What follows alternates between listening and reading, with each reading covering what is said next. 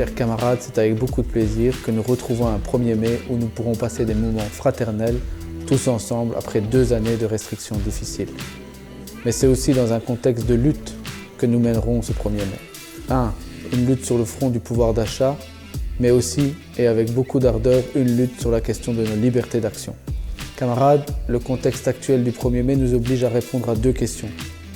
Qui va payer la crise? Qui va payer l'envolée des prix? Est-ce que c'est la classe travailleuse qui va payer cette envolée des prix après un AIP 2021-2022 avec une marge ridicule de 0,4% et avec un AIP prochain où on nous annonce déjà une marge de 0%? Est-ce que ce sont les actionnaires et les CEO des entreprises qui vont payer cette crise alors qu'ils ont augmenté leur rémunération de 14% et qu'au niveau du Bel 20, les dividendes ont quasiment doublé? Ou est-ce que ce seront les entreprises qui paieront cette crise avec des marges bénéficiaires qui ont explosé?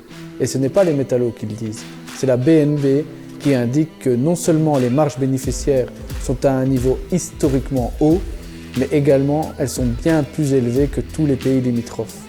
Tout ça au prix des efforts énormes des travailleurs dans les entreprises et d'augmentations salariales beaucoup trop faibles. Les entreprises du métal n'échappent pas à la règle. Que ce soit ArcelorMittal avec plus 15 millions d'euros de bénéfices, que ce soit Aperam où les bénéfices ont doublé quasiment et ont atteint un niveau historique, que ce soit Audi avec plus de 5 milliards d'euros de bénéfices ou encore une entreprise comme Nexans qui a doublé ses bénéfices les 2 dernières années. C'est inacceptable, chers camarades, dans ce contexte que le patronat veuille faire payer la crise aux travailleurs en limitant à rien du tout les augmentations salariales. Chers camarades, c'est pour cela qu'au niveau du métal, nous avons des revendications claires. 1. Le blocage des prix. 2. Une révision fondamentale de la loi 96. 3. L'augmentation des frais de déplacement en vue de faire face aux coûts exorbitants des carburants. Et 4. Nous n'acceptons aucun marchandage sur la question de l'index. Mes chers camarades, tout cela ne nous tiendront pas si nous ne mettons pas fin aux attaques sur nos libertés d'action et nos libertés syndicales. Les métallos le disent clairement.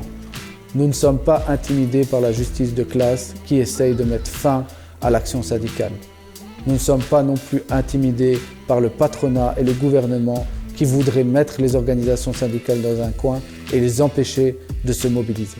Et c'est pour répondre clairement à cette intimidation que nous avons pris dès le mois de mars la décision d'exercer notre droit d'action.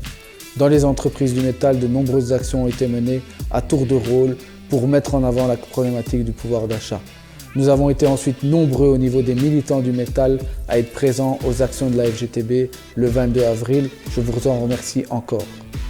Et nous serons nombreux aussi le 13 mai, car avec notre comité exécutif, nous avons décidé de nous mobiliser ce 13 mai avec des piquets devant certaines entreprises et avec une mobilisation dans les actions interprofessionnelles.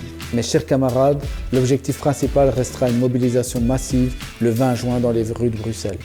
Pour le secteur du métal, ce sera secteur à l'arrêt et une mobilisation maximale. Nous serons présents en nombre afin de renforcer nos revendications, mais de aussi dire au patronat et à la justice que nous ne sommes pas intimidés et que nous continuerons à exercer nos actions syndicales, bien qu'ils essayent de nous en empêcher. Chers camarades, nous vous attendons tous nombreux en ce 1er mai, mais également dans les futures actions des métallos et de la FGTB. C'est avec beaucoup d'enthousiasme que je vous souhaite une bonne fête des travailleurs.